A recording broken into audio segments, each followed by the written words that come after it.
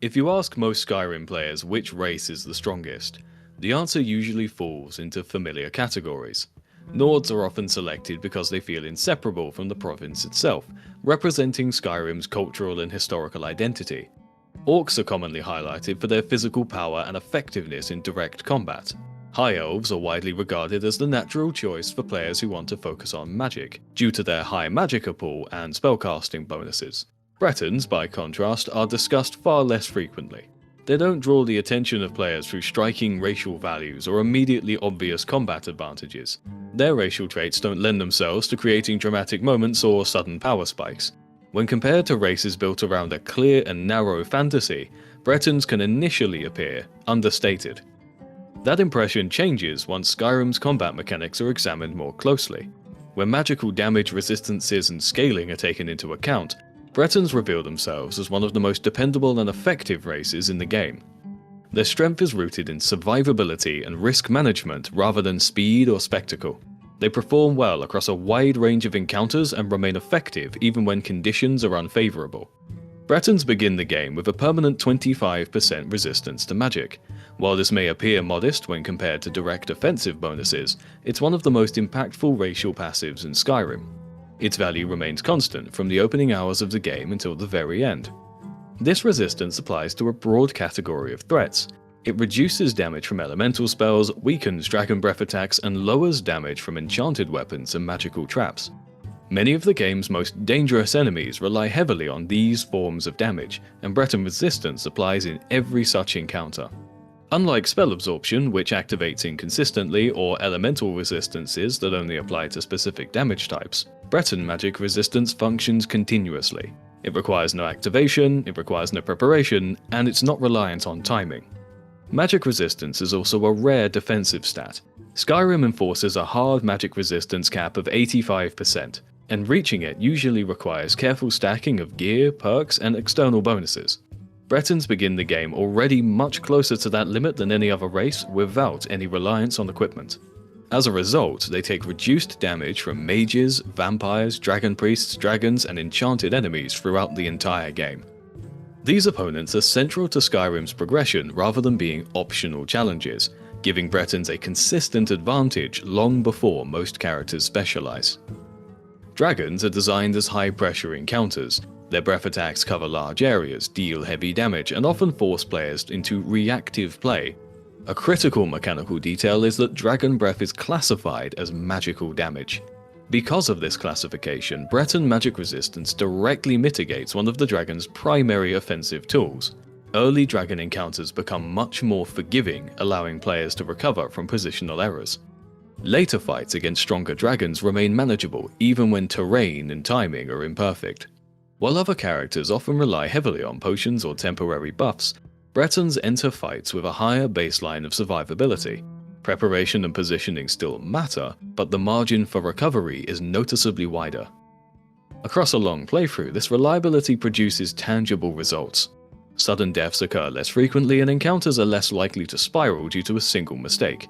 Combat feels more controlled and more predictable. Bretons also gain access to Dragon Skin, a once-per-day racial ability that absorbs 50% of incoming damage for 60 seconds. Absorbed spells deal no damage and restore magicka instead. This ability changes how Bretons interact with enemy spellcasters. Enemy magic becomes a source of sustainment rather than a threat, allowing aggressive play in situations that would otherwise require retreat. Dragon Skin rewards situational awareness. It's most effective during encounters centered on heavy spellcasting, such as battles against powerful mages, dragon priests, vampire lords, or magic-focused bosses. When timed correctly, it can significantly alter the flow of combat.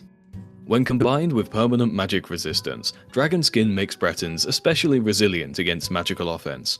Spell-focused enemies struggle to make meaningful progress, while Bretons retain offensive momentum. As Skyrim progresses, enemy mages become increasingly more dangerous. Magical damage bypasses armor entirely and scales aggressively with both player level and difficulty settings. Even characters with high armor ratings eventually encounter the limits of physical defense. Magic resistance, however, remains effective regardless of gear or progression. This is where Breton reliability becomes most apparent. Their survivability doesn't depend on optimal equipment or careful preparation. Even in suboptimal conditions, they retain meaningful protection against magic-heavy encounters. This reliability has practical consequences. Skyrim frequently places players in unpredictable situations, including ambushes, confined spaces, and unexpected boss fights. Bretons have more opportunity to recover, reposition, and adapt under pressure. Bretons also receive starting skill bonuses that naturally support hybrid builds. Their strengths in Conjuration, Restoration, Alteration, Illusion, and Alchemy complement battle mages, spell swords, and other mixed approaches. They can summon allies to control engagements, sustain themselves through healing, and enhance defenses while manipulating the battlefield. These options encourage adaptability rather than commitment to a single combat role.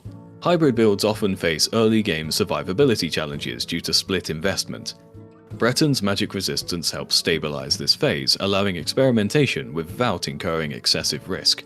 This makes Bretons well suited to players who value flexibility and problem solving over rigid specialization. Bretons scale exceptionally well into the late game. Their innate magic resistance allows every additional source of resistance to stack more effectively. Standing stones, enchanted gear, perks, and quest rewards push Bretons towards the resistance cap much faster than any other race. And once that cap is reached, magical damage becomes a manageable factor rather than a defining trait.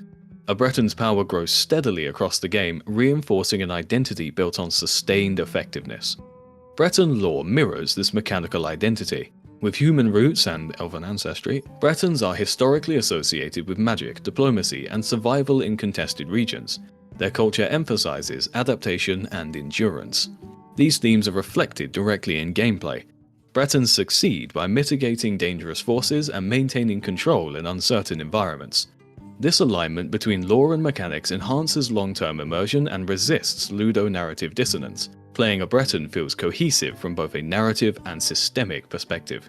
Bretons don't rely on spectacle or aggressive dominance. Their strength comes from durability, consistency, and control over risk.